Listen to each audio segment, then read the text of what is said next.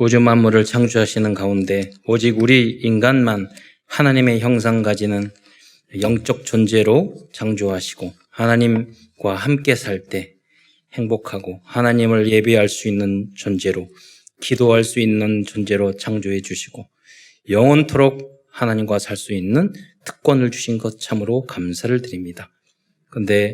그러나 처음 인간이 사단에게 속아 불신앙하고 불순종하다가 죄에 빠져 이 땅에서 5만 가지 고통 속에 살다가 지옥 갈 수밖에 없었는데 그리스도신 예수님을 이 땅에 보내주셔서 하나님 자녀의 신분과 권세를 회복하고 이제 237 땅끝까지 복음을 정할 수 있는 축복을 주신 것 참으로 감사를 드립니다. 모든 성도들이 세상의 기준, 수준, 표준에 따르지 아니하고 오직 강단 메시지의 제자가 되어서 237 나라 살리는 그러한 전도와 선교의 제자로, 그리스도의 제자로 쓰임받을 수 있도록 축복하여 주옵소서. 반드시 우리 성도들과 후대가 모든 분야를 복음으로 치유하고 정복하는 하나님 서밋으로 설 수 있도록 주께서 함께하여 주옵소서. 그리스도의 신 예수님의 이름으로 감사하며 기도드리옵나이다. 성경에 보면 의인은 없나니 한 사람도 없다고 말씀하고 있습니다. 그래서 멸망받을 수밖에 없는 인간들을 위해서 그리스도 예수님께서 오셨습니다. 제가 합숙 끝나고 노방전도를 갔는데 어떤 아이들이 10명 정도 놀고 있어서 너 예수님 믿어야지 죄 사함을 받고 천국에 갈 수 있어. 그랬더니 그 아이 한 명이 똑똑하게 생긴 아이가 그 말을 했어요. 그러면 착한 사람은 어떻게 해요? 생각이 깊은 초등학생이었어요. 그래서 제가 말을 했어요. 하나님이 그때 대답을 잘해야 되거든. 여러분 누가 착해? 예, 그랬어요. 네, 물었죠. 너희 엄마 아빠 착하니? 그러니까 아니, 너희 선생님 착하니? 아니네. 누가 착하니? 그러면서 얘가 말했죠. 지금 말한 얘 착하니? 그러니까 친구들이 제일 못돼 먹었다고 그랬어요. 그 아이들 다 손잡고 영접했어요. 그러니까 보통 이렇게 전도를 하면 죄를 용서하는, 그러면 우리가 살인, 강도, 험악한 죄를 이야기하는 줄 알아요. 그러나 성경에서는 기준이 남을 탐하면 도둑질이라고 그랬어요. 남을 미워하면 살인이라고 그랬어요. 그러니까 의인은 없나니 한 사람도 없어요. 그 차이가 없다니까요. 거기서부터 우리의 그리스도가 필요한 존재가 되는 거예요. 나 같은 죄인 살리신. 그거를 알아야 돼요. 그걸 깨닫고 그리스도를 영접할 때 우리가 끌려다니지 않아요. 안 그러면 계속해서 세상 문제, 마귀, 내 성질, 성깔, 내 욕구 이런 것 때문에 필요 없는 많은 시간을 보내게 돼요. 이 문제를 해결하기 위해서 그리스도께서 오신 줄 믿으시기 바랍니다. 그래서 이제는 누구든지 이 사실을 믿기만 하면 하나님의 자녀가 되기 시작하는 것입니다. 세상 사람들이 추구하고 바라보는 것은 뻔해요. 그렇잖아요. 그게 창세기 3장, 6장, 11절이잖아요. 나 중심. 별로 훌륭하지도 않으면서 우리는 되게 교만하잖아요. 나 중심. 세상, 정욕 중심. 그리고 성공 중심. 그거예요. 물질 중심. 그거예요. 그래서 선악과가 뭐냐? 왜 선악과를 만들어서 지금 하나님이 그랬냐고 그랬는데 그게 육신의 정욕, 안목의 정욕, 이생의 자랑이에요. 상징성이 있는 거죠.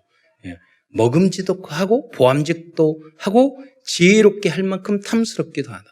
그래서 창세기 3장이 뭐냐면 창조주 하나님보다 내가 더 똑똑해지려고 하는 거예요. 그게 원죄예요. 우리는 피조물입니다. 하나님께 감사하고 영광 돌리는 그런 신분으로 하나님 우리를 지어주셨어요.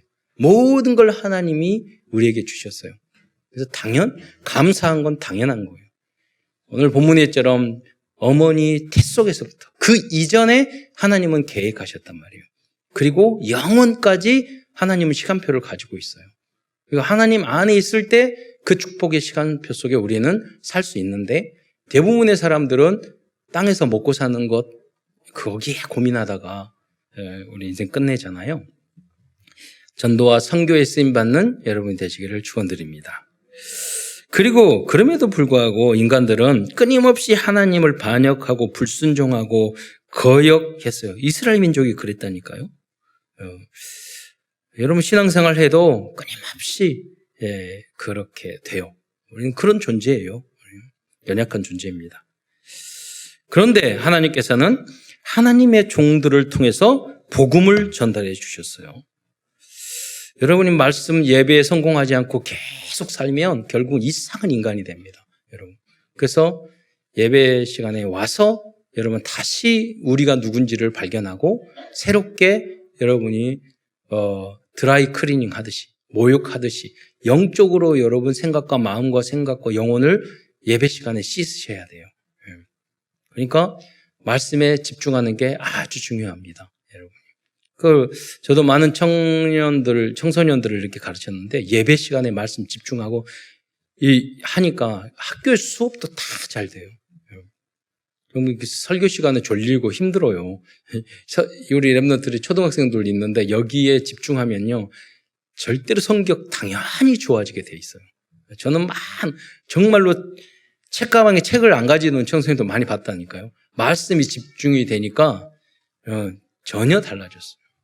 내가 서지웅이라는 친구 이야기를 하잖아요. 제가 너무 걔가 고등학교 1학년인데 한글을 모르는 거예요.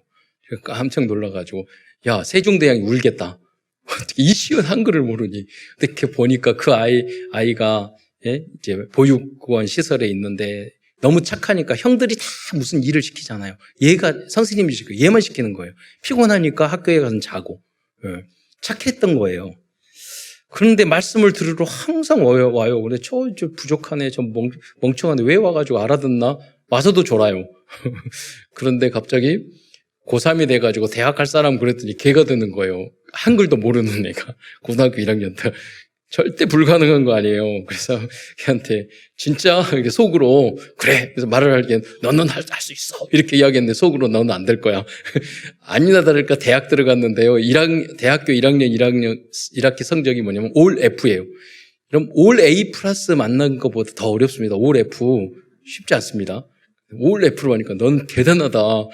그래서 이제 포기할 줄 알았는데 계속 다니는 거예요. 2학기 때는 절반 F. 나중에는요, 그 미달이어서 건축과를 갔는데 책이 이렇게 두꺼워요.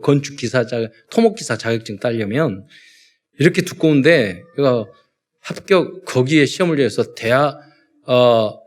그래서 4학년 때, 대학 4학년 때 그 학년에서 최초로 걔가 그 건축기사 자격증을 땄어요.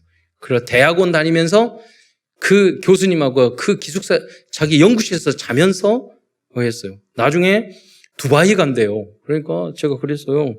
너 왜 두바이를 가니? 그랬더니 옛날에 저기 목사님 말씀하셨잖아요. 목사님 나는 가족도 없고 아무도 없는 고아인데 제가 그랬거든요. 옛날에 나는 가족이 많으니까 그 무슬림 전도하다가 죽으면 안 되니까 너희는 가족 없잖아. 고아니까 거기 가서 전도하다가 죽어도 되잖아. 그래서 그렇게 말을 했는데 기억이 나더라고요.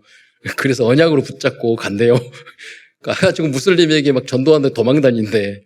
안 죽고 와가지고 지금 SK 하이닉스 거기 건축소장으로 일하고 있어요, 지금. 여러분, 말씀에 집중하면요, 절대 불가능. 저는 그런 모습을 많이 봤어요. 정말로 공부 못 하는데, 예배의 말씀에 집중했는데, 탑에 이르고, 응답받았고, 그런 걸 봤다니까요. 말을 하자면 많아요, 여러분. 하나님이 역사하십니다.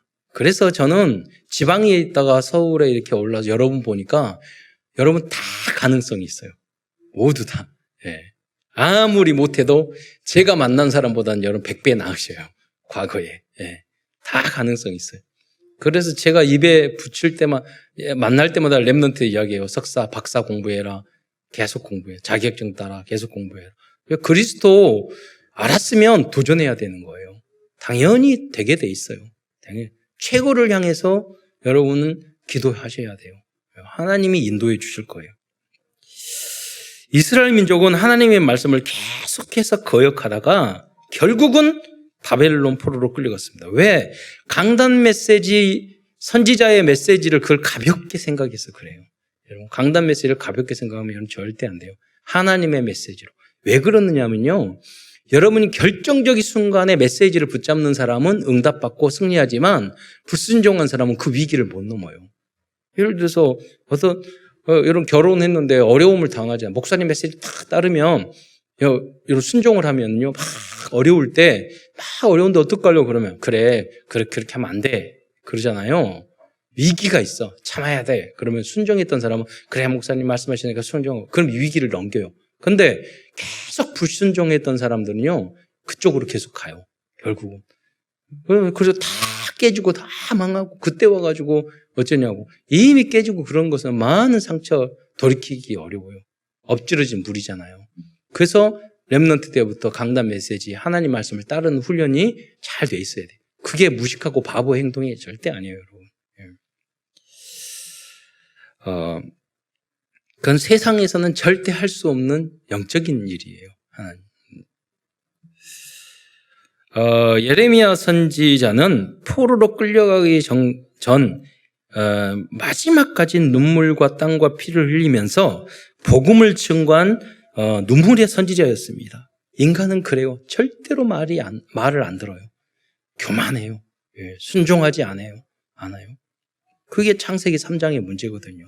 하나님 말도 안 듣는다니까요. 그러나 하나님께서는 예레미야를 통해서 모든 것을 회복시킬 수 있는 복음의 말씀을 주셨습니다. 사실 예레미야 선지자 자신이 그리스도의 상징적인 모습이었습니다. 그리스도는 우리를 구원해 주시기 위해서 눈물과 땀과 피를 십자가에서 흘리셨습니다. 여러분. 그리고 창세기 3장 이후로 이 땅의 삶도 다 마찬가지입니다. 여러분 절대로 공짜를 좋아하시면 안 돼요. 로또 그런 거 절대 사시면 안 돼요. 그게 공짜 좋아하는 마음이거든요. 그리스도인은 그러지 않아요. 땀을 흘려서 노력해서 여러분 사셔야 돼요. 그게 청교도 정신이에요. 미국을 일으켰던 정신이에요. 그렇잖아요. 그게 독일의 스위스를 일으켰던 종교 개혁자들의 그 체질이 그렇게 돼 있어요. 그 후로 믿음이 많이 떨어지니까 이제 유럽, 미국이 다 좀 밀리는 거예요. 그래도 그 바탕이 있단 말이에요. 여러분, 이 땅은 천국이 아니에요. 창세기 3장 이후로 에덴 동산에 쫓겨나면서 땀을 흘려야지 되게 돼 있어요. 가시와 엉겅퀴가 이 땅에 있는 거예요. 당연하다고 생각을 하셔야 돼요. 그래서 모든 선한 것은요, 눈물과 땀과 피가, 이 피는 생명과 노력이에요. 그걸 흘려야 얻을 수 있어요. 여러분. 그래야지 정당한 부분이에요. 어느 정도 여러분이 그렇게 집중하면요, 또 이 땅에 얼마든지 누리는 시간표가 우리에게 오게 되어 있습니다. 그래서 그 말도 있잖아요. 청년 때 고생은 사서도 한다고. 제 친구는 정말로 가난해가지고 공부 너무너무 잘했던 친구인데 했는데 행정고시에 대학교 3학년 때 그 시험 쳐서 행정고시 수석 합격하고 그 다음에 정부에서 한 10년 일하다가 또 시험 봐가지고 또 사법고시 봐가지고 한양에서 지금 로펌 하고 있는데 보면 걔가 항상 하는 게 있었어요. 뭐냐면 요가의 전문이야. 왜냐면 너무 앉아서 공부해가지고 허리를 망쳤는데 이 요가를 하면서 다 그 요가 기술자가 됐어. 그러니까 허리가 그렇게 아플 정도로 하니까 그 응답을 받는다니까요. 이 세상은 그래요. 그래서 도전해야 됩니다. 오늘은 예레미야서를 중심으로 예레미야의 눈물과 땀과 피를 흘렸던 그 이유와 이러한 고난과 위기 상황에서 하나님이 주신 복음적인 말씀에 대해서 증거하고자 합니다. 저는 눈물, 땀, 피를 생각하면서 우리 어머니들이 자녀를 낳을 때를 생각했어요. 생명이 탄생하고 가장 소중한 게 생명이잖아요. 어머니들이. 그래. 그때 눈물, 땀, 피를 흘렸기 때문에 소중한 생명이 태어났다. 모든 것도 전도도 마찬가지입니다. 여러분이 거저 전도인데 조금 하다가 안 되니까 포기하고 그러지 않지 않습니까? 여러분 자녀들 키우면서 힘들고 어려우니까 포기하세요? 그러잖아요. 근데 전도를 하다가 다락방도 안 해요. 연락도 안 받아요. 뭐예요? 말 안 들어요. 그러면서 포기해버리잖아요. 왜냐하면 내 전도를 내 자녀보다 못하게 생각하고 있는 거예요. 그러면 안 됩니다. 예, 여러분 전도를 할 때 내 자녀처럼. 그 십자가의 사건이 그거예요. 십자가가 뭐냐? 복음이잖아. 복음은 하나님이 우리 위하여 우리가 죄 지은 우리 인간을 구원하기 위해서 독생자 아들이 오셔서 당신이 직접 희생하신 거잖아요. 죄는 우리가 졌는데 당신이 희생하신 거예요. 그래서 복음이 체질해야 되는 사람은 이렇게 살아야 돼요. 저 사람이 잘못했어. 저 사람이 잘못했어. 이거 율법주의예요. 정말 복음의 사람은 저 사람이 잘못했는데도 불구하고 내가 희생을 하는, 그게 십자가예요. 그래야지만이 여러분 가정과 교회가 어디 현장이든 희생을 할 줄 아는 사람이 있으면 전체가 하나님의 나라가 돼요. 그것이 없이 계산적으로 이렇게 했으니까 주고받는 식으로 이렇게 하면 하나님의 나라가 되지 않아요. 직장 생활도 성공하기 쉬워요. 약간만 내가 희생하고 나는 이랬는데 저 그래. 이렇게 비교의식 가지면 절대로 그 직장에서 성공할 수 없어요. 큰 첫 번째입니다. 첫 번째에서는 예레미야가 흘린 눈물과 땀과 피에 대하여 알아보기로 하겠습니다. 첫 번째 예레미야 선지자는 너무나 어린 나이에 큰 사명을 받았기 때문에 부담이 되어 눈물을 흘렸습니다. 여러 가지 눈물이 있죠. 1장 6절 말씀을 한번 보겠습니다. 자막 띄워주세요. 한번 읽겠습니다. 시작.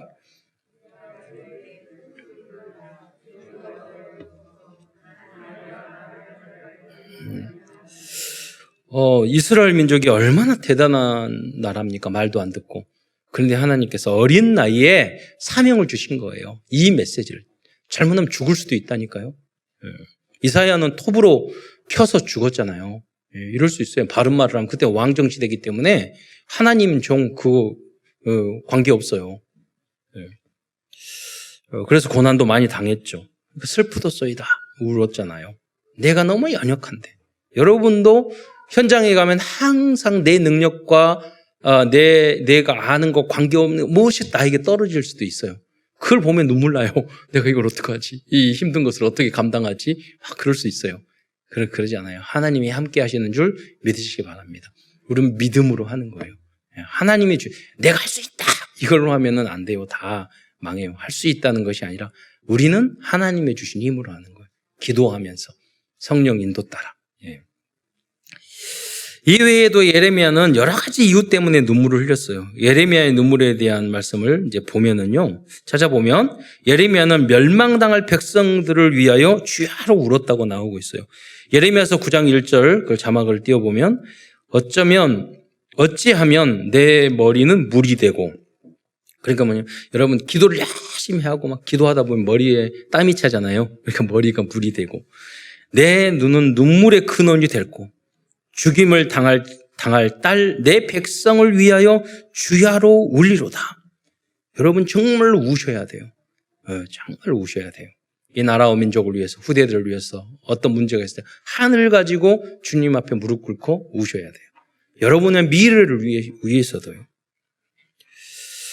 우리는 사탄의 나라에 의하여 정복당한 현장과 가정 가문과 후대를 위하여 우리는 주야로 울어야 하겠습니다. 정말로 여러분 울어야 되겠지만 계속 눈물을 흘리면서 다니라는 말은 아니고 여러분 그 안에 한을 가지고 있어야 돼요. 그뿐만 아니라 정말로 집중해서 여러분 눈물로 기도하는 시간표가 여러분 꼭 있으셔야 돼요. 다음으로는 포로로 끌려간 것을 생각하며 통곡하였습니다. 예레미야서 13장 7절 그 중간에 보면은요, 후반에 보면 여호와의 양떼가 사로잡힘으로 말미암아 눈물을 흘려 통곡하리라. 사로잡힌다는 것은 포로로 끌려간다는 것인데요. 지금 전 세계는요, 12가지 문제로 노예, 포로, 속국된 237 5천 종족이 있습니다. 여러분, 미얀마 그걸 볼 때 막 울잖아요. 우리 한국 사람들 한국말 하면서 도와주세요. 이렇게 말하는 거 마음이 정말 눈물이 나더라고요. 우리도 그런 과정들을 겪었잖아요. 전쟁, 일본의 식민지 생활도 그랬잖아요. 지금도 아픔이 있잖아요. 같은 민족인데 남북 분단되고 이념 전쟁하고 있고 너무 아프고 울 일이 너무 많잖아요. 네. 그런 나라로 봤을 때, 정말로 민주화가 되기 위해서는 피, 땀, 땀, 눈물, 피 흘려야 되는데 너무 안타까운 거예요. 몇백 명이 지금 앞으로 또 어떻게 될지를 모르고. 그 나라는 종족, 인종이 너무 복잡해가지고요. 나중에 어떻게 풀어질지 모르겠어요. 너무 암담해. 예. 정말로 복음밖에 없는데 그리스도의 사랑, 이웃을 내 몸과 같이 사랑하라고. 안 그러면 계속 분열, 민족, 나라 분열될 수밖에 없어요.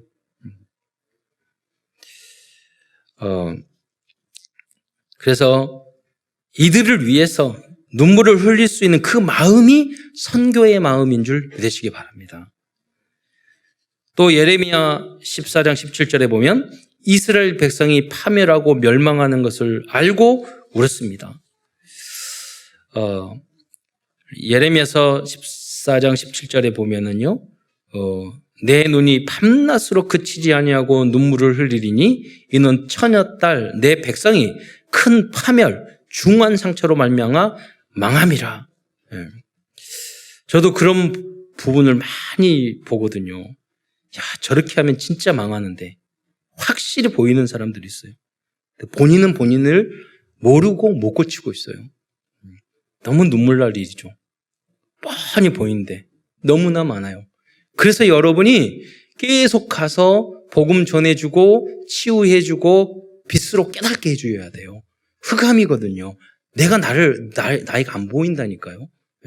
그게 사단의 흑암이 있기 때문에 답답하고 괴롭고 그렇습니다. 악몽 꾸고, 욕심만 잔뜩 생기고 그렇습니다. 그래서 여러분이 빛을 비춰줘야 돼요. 그게 다락방이요. 지교회이고 현장에 가서 말씀으로 치유해 주는 거예요. 그래서 보여야 된다니까요. 어떤 분은 하나님의 시간표에 있는 사람 영접 탁 하면 우리 애들도 그래요. 영접 탁 했는데 세상이 달라 보인다고. 환하게 보여요. 답답합니다. 깜깜해요. 못 봅니다. 여러분 교회 다니고 신앙생활 하고 복음을 알았는데 여러분도 그렇게 안개 끼어 있듯이 그렇게 답답하면 안 되잖아요. 여러분 그리스도의 빛으로 환하게 보시기 바랍니다. 영안이 열려야 돼요.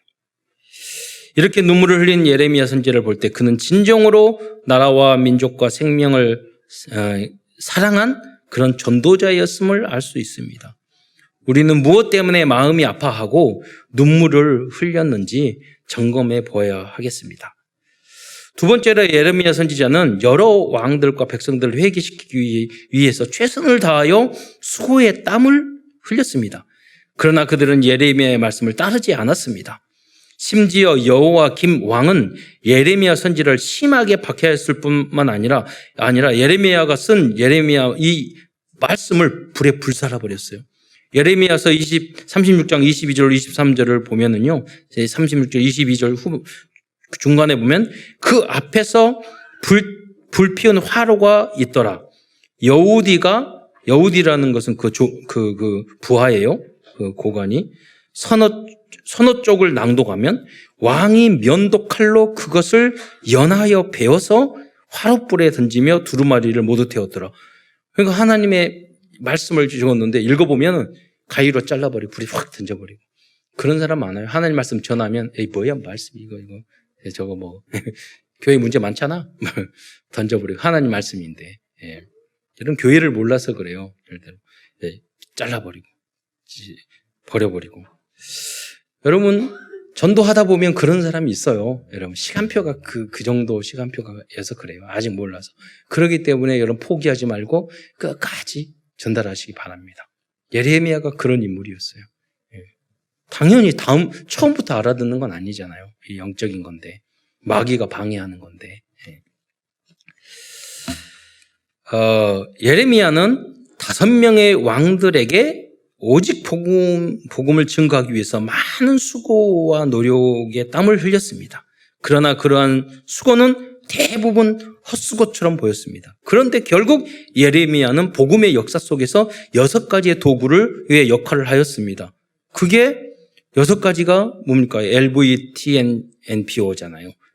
레버리지, 지렛대. 그러니까 여러분 그 예레미야가 활동했을 때 끌려간 사람이 누구냐면 다니엘과 사드락과 메삭과 아벳느고예요. 세 친구.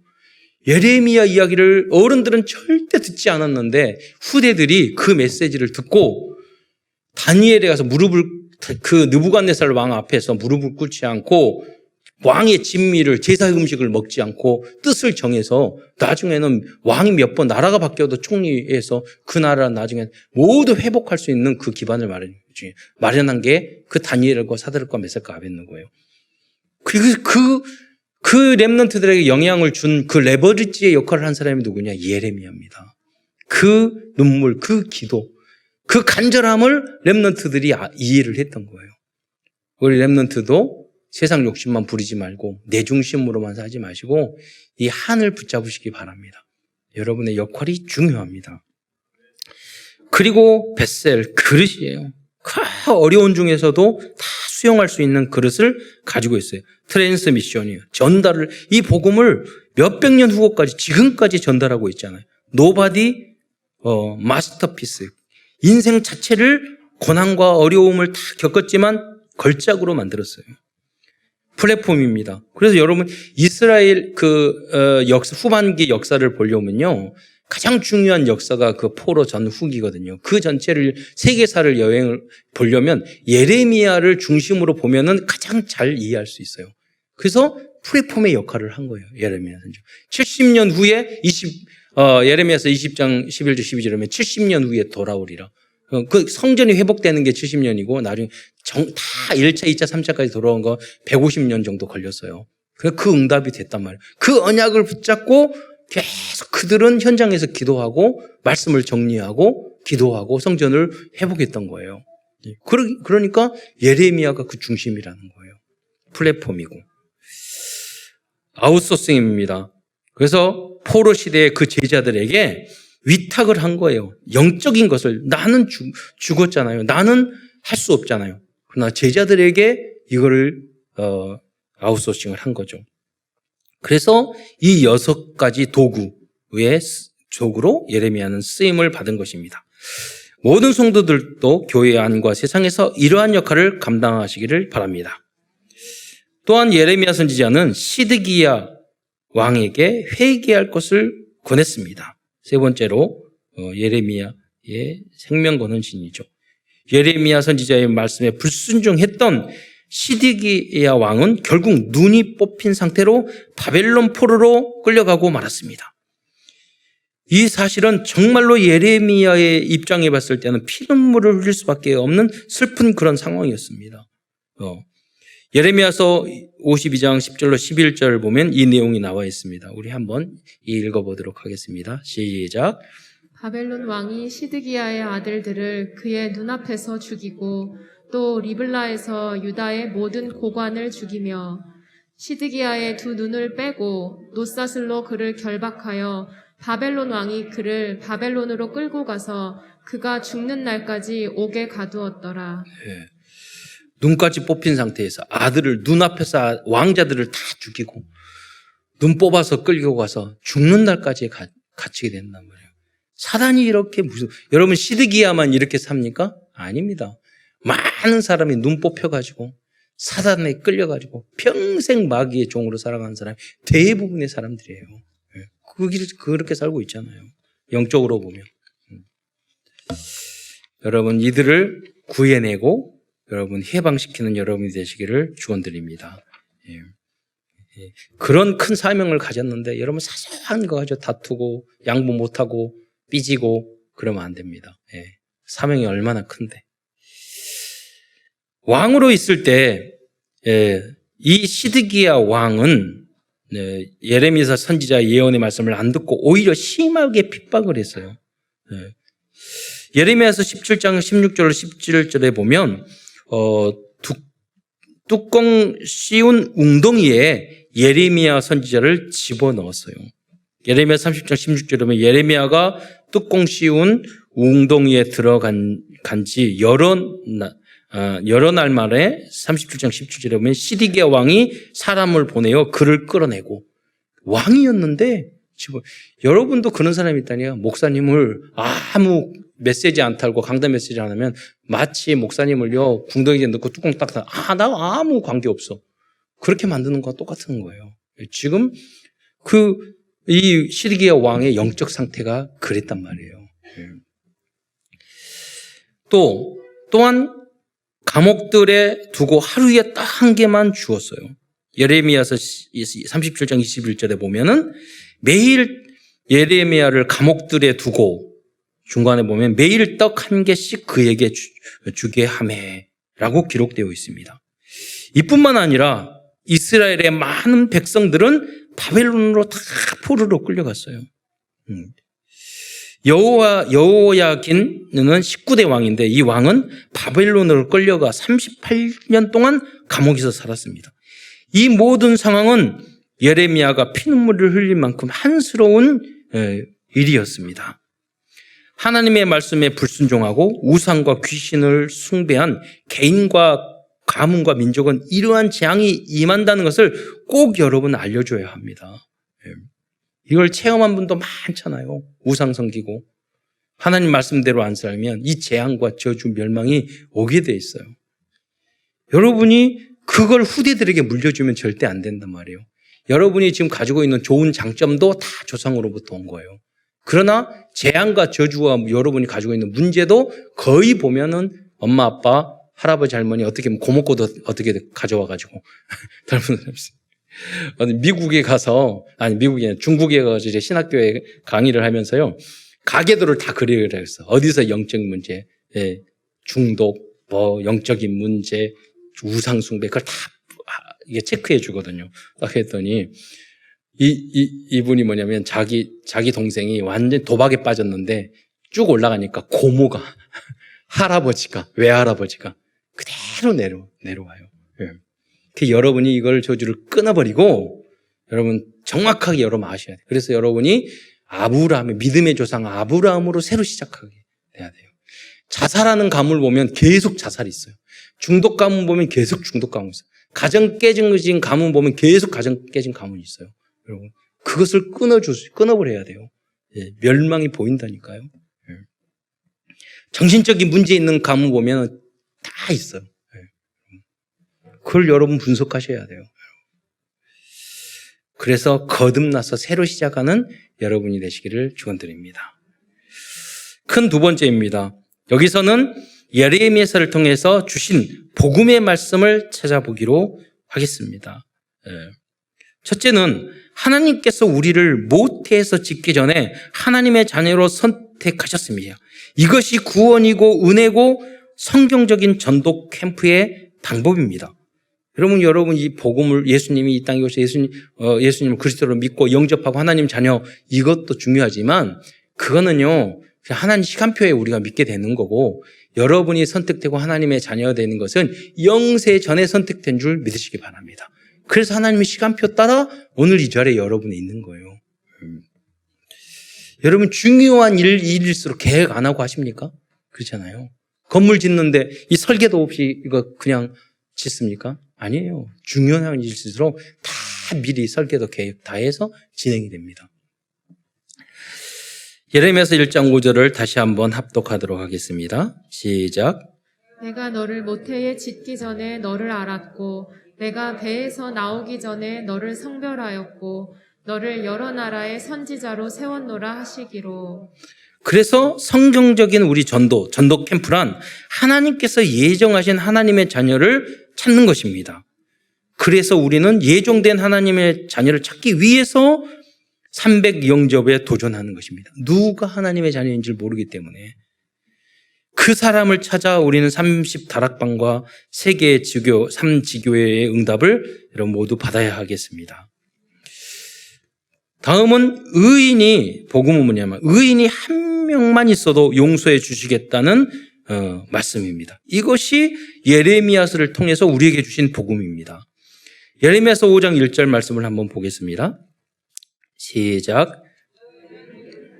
너 빨리 다니며 그 넓은 거리에서 찾아보고 알라.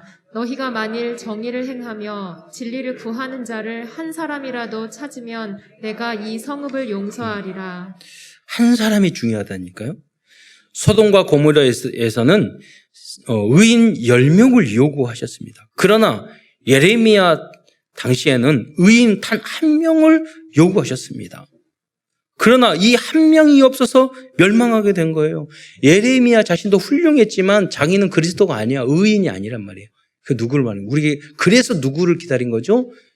참된 의인, 유일한 의인인 그리스도를 기다리는 것입니다. 그 예수님이 유일한 의인 그리스도께서 우리의 모든 죄를 짊어지시고 다 해결해 주셨어요.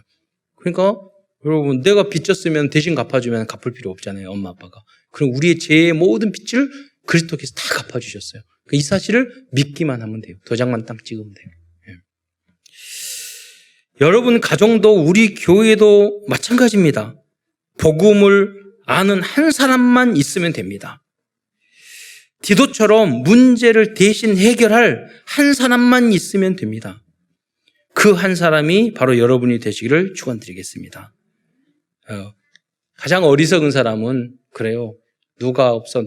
가끔 그러면은 자기가 들어오면서 사람들이 적잖아요. 모이면서 아무도 안 왔네 그래요.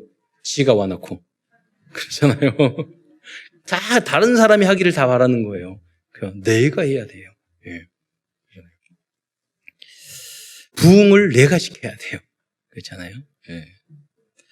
가장 중요한 것은 모든 문제를 해결해 주신 그분이 예수 그리스도라는 것입니다. 그런데 그리스도가 여러분이 주인이 되면 이 응답을 여러분도 더불어 받게 되는 줄 믿으시기 바랍니다. 네. 우리 교회도요, 정말 믿음에 있는 사람 한 사람이면 다 해결돼요. 응답돼요. 그렇잖아요. 어떤 문제든 그거예요. 내가 그 사람이 돼야 돼요. 따라가는 사람, 끌려가는 사람, 쫓아가는 사람 그게 아니라 여러분이 믿음의 주역이 되시기를 축원드립니다. 어느 부자도 마찬가지예요. 항상 그 자세로 가야 돼요. 내가 다 하겠다. 교만이 아니래. 내가 희생하고 내가 다 살려내겠다. 그 마음을 했을 때 하나님이 엄청난 지혜를 주셔요. 신앙생활의 시작은 세 번째로 창조주 하나님을 믿는 것입니다. 이에 대한 확신이 없으면 믿음의 길을 확실하게 출발할 수 없습니다. 여러분, 하나님이 우주 만물을 창조하셨잖아요. 지으셨잖아요. 오늘 아침에도 이렇게 과일 보면서, 야, 이게, 여러분, 바이러스 그거 하나도 해결 못 하는데, 백신 하나도 제대로 못 만드는데, 여러분, 나무에서 성장해서 나무에서 과일이 나오는 그 메커니즘을, 생명 메커니즘을 씨에 담았잖아요. 이것을, 여러분, 포도씨, 과일씨를 만들라고 그러면 과학자들이 1000명 모여가지고 만들 수 있겠어요? 그리고 백신 하나 만들도 사실은 10년, 20년 걸리는 거예요. 그럼 너무 급해서 만들어서, 그래서 우리가 부작용도 있고, 그래서 걱정도 하고 그러는 거잖아요. 원래 10년, 20년 걸리는 거예요. 임상 다 하는 거. 급하게 만들어서. 그만큼 우리 인간 한계가 있단 말이에요. 그런데 씨를 다 만들고 생명 만드는 게 우연이 됐다고요? 그 거짓된 지식을요, 지금 학교에서 가르친다니까요. 진화론은 진리가 아니에요. 법칙은, 여러분, 그 만류 인력의 법칙은 과학적으로 증명돼요. 론은 바뀔 수 있는 거예요. 진화론은 론이에요. 하나의 의견 중에 하나예요. 증거도 없는 거예요. 그런데 학교에서 칼라 프린터 해가지고 우리 애들한테 가르친다니까요. 그게 여러분 안에 담대되어 있어요. 우주 만물을 창조했다는 것은 뭐냐면 창조주 하나님이 전지전능하시고 무소부재하시고 절대 주권을 가지고 계신다는 것을 우리가 무한한 능력을 가지신다는 것은 그분이 우리 아버지라고 믿는 거예요. 그런데 창조주 하나님에 대해서 희미하다. 여러분은 하나님이 허락하지 않으면 새 한 마리도 안 떨어진다고 그랬어요. 그러니까 그 하나님 앞에 우리는 부탁하고 기도해야 돼요. 그럼 하나님은 완벽하게 여러분을 인도해 주실 줄 믿으시기 바랍니다. 문제와도 에레미야는 엄청난 문제가 왔어요. 그러나 결국은 지금 보세요. 이스라엘 민족이 전 세계를 다 움직이죠. 모든 분야에 최고 가는 그 엘리트들은 모두 구약 성경을 읽고 그 안에서 과학, 철학, 성공 철학, 다 모든 경영학, 모든 게 다 성경에 읽었던 그 사람을 통해서 다 만들어진 거예요. 시스템이. 예. 그래서 그 시작이 뭐냐면 창조주 하나님. 태초에 하나님이 천지를 창조하시니라. 그래서 예레미야서 10장 10절로 23절에 보면은 그 내용이 나와 있습니다. 한번 읽어보겠습니다. 10장 12절로 13절. 시작. 여호와께서 그의 권능으로 땅을 지으셨고 그의 지혜로 세계를 세우셨고 그의 명철로 하늘을 펴셨으며 그가 목소리를 내신즉 하늘에 많은 물이 생기나니 그는 땅끝에서 구름이 오르게 하시며 비를 위하여 번개치게 하시며 그 곳간에서 바람을 내시거늘 이렇게 하나님이 다 만드셨다고 예레미야는 고백하고 가르쳐 주는 겁니다. 근데 제가 여기 보면 성경을 읽으면서 하나님 앞에 비를 위하여 번개를 치며 번개하고 비의 상관관계가 뭐지? 그래서 고민하고 묵상하고 있는데 목요일 새벽인가 금요일 새벽인가 얼마나 세게 벼락이 벙벙벙 치든지 그래가지고 그 벼락이 먼저 치고 비 오나? 아직도 잘 모르겠어요. 그냥 말씀의 응답인지는 잘 모르겠는데 엄청나게 쳤어. 그러잖아요. 그건 있잖아요. 성경에 벼락을 통해서 하는 풍요롭게 만들었다고. 여러분 벼락이 치잖아요. 그럼 인이 만들어져서 비가 쏟아지면은 인 비료가 만들어서 그 식물이 잘 자라요. 예. 그게 필요한 거예요. 성경에 그게 다 나왔다. 몇천 년 전에 그게 나왔다니까요. 그 비와 벼락을 통해서 풍요롭게 하셨다고. 여러분 하나님 말씀은 진리인 줄 믿으시기 바랍니다. 예. 그런데 하나님은 예레미야에게 눈물을 그치라고 네 번째로 말씀하셨습니다. 여러분 이게 뭐냐면 너의 울지 마라. 울 필요 없다. 이게 복음인 줄 믿으시기 바랍니다. 지금 문제 가지고 울 필요 없다 이거예요. 그러시면서 이스라엘 백성은 포로에서 돌아올 것이라고 약속해 주셨습니다. 결국 다 회복될 거야. 그러죠. 예레미야서 31장 16절을 한번 보면은요. 31장 16절에 제가 읽겠는데 중간에 보면 내 울음소리와 내 눈물을 멈추라 그랬어요. 그들이 그의 대적의 땅에서 돌아오리라 여호와의 말씀이니라. 어떠한 문제 속에서도 우리는 오직 예수를 외치고 의지하면 하나님의 때에 모든 것을 회복시켜 주시고 이루어 주실 줄 믿으시기 바랍니다. 중요한 것은 여호와의 말씀을 받는 게 중요한 것입니다. 응답. 그래서 강단 메시지가 중요한 거예요. 하나님 말씀이. 그 여호와의 말씀이 내게 임하여 이런 말이요. 예레미야서에는 200번이나 나와요. 예레미야 하나님 말씀. 하나님의 말씀은 절대 세상 책하고는 달라요. 하나님 말씀은 절대 기준이에요. 진리예요. 그러니까 흔들리지 않아요. 그러니까 하나님의 말씀을 붙잡고 여러분 하면은 우리는 그 걱정 염려할 수 없는 거예요. 여러분 하나님 말씀을 대충 붙잡으니까 내가 불안하고 울기도 하고 염려 건심하죠. 하나님 말씀을 딱 붙잡으면 그게 나를 굳건하게 만들어요. 흔들리지 않게 만들어요. 그래서 그게 성취된 것까지 여러분 보셔야 된다니까요. 그러니까 믿음으로 하지 않는 모든 걸 죄라고 그랬어요. 믿음은 뭐예요? 하나님 말씀을 근거로 해서 굳게 붙잡는 거예요. 다섯 번째로 하나님께서 예레미야에게 주신 복음은 어떤 거냐? 어떤 어려움이 있어도 여호와께 부르짖으면 응답하겠고 크고 은밀한 일을 보여주시겠다고 약속했습니다. 이것이 복음이에요. 여러분 내 자녀도 아닌데 막 울면 뭘 줍니까? 그잖아요. 내 자녀가 뗐으면은 주시잖아요. 하나님은 우린 주고 싶어도 우리 돈이 없고 능력이 없어서 잘 못 해주잖아요. 다 있으면 다 해주고 싶은데 예. 하나님은 전지전능하신 분이에요. 부족함이 없으신 분이에요. 우리는 그래서 여러분 예레미야서 33장 2절로 3절의 말씀을 마지막으로 한번 합독하겠습니다. 33장 2절 시작. 이를 행하시는 여호와 그것을 만들며 성취하시는 여호와 그의 이름을 여호와라 하느니가 이와 같이 이르시도다. 너는 내게 부르짖으라. 내가 내게 응답하겠고 내가 알지 못하는 크고 은밀한 일을 내게 보이리라. 제가 중고등학교 대학 시절에도 괜히 답답하고 너무 걱정이 되고 미래가 걱정이 되고 막 그럴 때마다 침대에서 자기 전에 눈물 막 흘리면서 울었어요. 근데 한 5분, 10분 길게도 하지 않아요. 울고 기도하고 간절히 기도하고 일어나서 보면 나에게 평안함이 오고요. 아무것도 안 바뀌었어요. 근데 세월 지나니까 다 응답됐어요. 완벽하게. 예. 여러분 우리 렘넌트의 양육의 끝이 어디냐면 통성으로 소리내어 주님 앞에 부르짖을 수 있으면 그 애는 반드시 성공합니다. 여러분도 부르짖는 기도를 안 하면 다시 회개하고 다시 시작해 보세요. 응답이 달라요. 예. 하나님 앞에 무릎을 꿇고 기도하세요. 예. 그리고 눈물로써 기도하세요. 여러분 처음에 하다 보면은 나만 기도하는데 그럼 한 1, 2분 하다 보면 할 게 없어요. 그래서 237 나라를 위해서 다 기도하세요. 그러잖아요. 다 가족들 이름 쭉 적어놓고 전도대장 한을 가지고 기도하세요. 아주 세심한 우리 교회 안에는 여러 가지 세심한 부분을 놓고 여러분 눈물을 흘리면서 간절하게 기도를 하세요. 예. 방언도 터져요. 간절히 하면. 방언도 필요 없지만 하나님이 역사하시면 그런단 말이에요. 그래서 여러분이 정말로 기도해서 기도의 맛을 체험하시기 바랍니다. 너는 내게 부르짖으라. 내가 내게 응답하겠고 내가 알지 못하는 큰 일을 우리는 보아야 될 거 아니에요. 하나님의 은밀한 역사를 봐야 될 거 아니에요. 결론입니다. 오늘도 예레미야를 통해서 우리에게 주신 CVDIP를 정리하면서 말씀을 마치고자 합니다. 커버넌트 언약입니다. 하나님의 백성들은 세상을 살면서 많은 불신앙과 실수를 하겠지만 하나님께서는 예레미야와 같은 전도자를 통하여 말씀을 주시고 우리를 구원해 주실 것입니다. 그게 그리스도가 했던 사역이에요.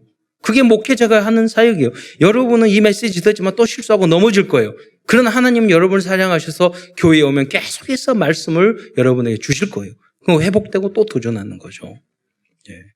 그래서 이 예레미야 자체가 그리스도를 상징하고 그리스도의 인생을 그 인생 자체가 그리스도의 인생이에요. 그러면 우리도 마찬가지예요. 우리도 예수 인생을 작은 그리스도의 인생을 사셔야 돼요. 메시지를 받고 주변의 가족들의 잘못된 글을 가지고 하나님 메시지 받고 눈물로 기도하다가 그들에게 전하고 또 눈물로 기도하다가 핍박받을 수도 있어요. 여러분 전도하면. 그러다 핍박받는 기도하다가 나중에 또 전하고. 그래서 여러분이 가정 가문을 다 살리고 지역 여러분 친구들 주변을 다 직장을 다 살리는 그 주역이 되셔야 되는 거예요. 비전입니다. 우리의 비전은 예레미야와 같은 심정으로 237 5천 종족들에게 하나님의 사랑과 은혜를 전달해야 됩니다. 정말 이 마음을 가져야 돼요. 나라들은 다 패권주의, 국수주의, 자기 나라만 생각해요. 서로 싸워요. 여러분, 한 선교사님이 그 말을 했어요. 선교사가 되려면 중국 선교사가 되려면 중국의 황사, 미세먼지도 사랑해야 된다고. 그렇잖아요. 다 비난거리인데 그게 완전 복음이에요. 완전 복음. 그들을 이웃처럼 내 몸처럼 사랑하지 않으면 우리 선교 못 하잖아요. 일본도 우리 사모님이 가서 찬양 얼마나 아름답게 온 가족이 가서 선교하잖아요. 여기 히로시마에 원자폭탄 떨어진 그 자리에 가서. 정말로 그 생명을 사랑하는 그 눈물과 땀과 생명을 사랑하는 생명과 헌신이 없으면 선교를 못 하는 거죠. 꿈입니다. 하나님을 불신앙하고 불순종하는 타락한 현장을 위해 안타까운 마음을 가지고 24시간 눈물과 땀과 피를 흘릴 정도로 여러분이 기도하면서 수고한다면 하나님은 우리의 모든 꿈을 이루어 주실 것입니다. 이미지입니다. 우리는 하나님의 형상 가진 하나님의 자녀입니다. 그래서 우리도 예레미야 선지자처럼 엄청난 민족적인 유의와 개인적인 어려움 속에 어려움들이 있을지라도 집중해서 우리가 기도한다면 그 속에서 미래를 보았던 것처럼 우리 또한 미리 보고 미리 찾고 미리 누리고 미리 성취하고 미리 정복할 줄 믿습니다. 실천입니다. 이번 주에는 우리가 무엇을 위해서 눈물을 흘리고 땀을 흘리고 생명을 걸어야 할 것인지를 여러분 한번 정리해보고 기록해 보시기 바랍니다. 예수 생명 예수 능력 안에서 RUTC와 237 치유 서밋의 주역으로 쓰임받기를 축원드리겠습니다. 기도하겠습니다. 사랑해 주님 참으로 감사합니다. 연약한 저희를 불러주시사 영세전에 선택하셔서 때를 따라 우리에게 사명을 주신 것 참으로 감사를 드립니다. 우리가 넘어지고 쓰러질 때 많이 있지만 다시 하나님의 종들을 통해서 말씀을 주시고 회복해서 우리에게 주신 하나님의 그 사명, 천명을 감당할 수 있는 은혜를 주신 것 참으로 감사를 드립니다. 우리 성도들에게 오력의 축복을 더하여 주셔서 현장을 살리는 그리스도의 빛으로 쓰임받을 수 있도록 역사하여 주옵소서. 그리스도의 신 예수님의 이름으로 감사하며 기도드리옵나이다.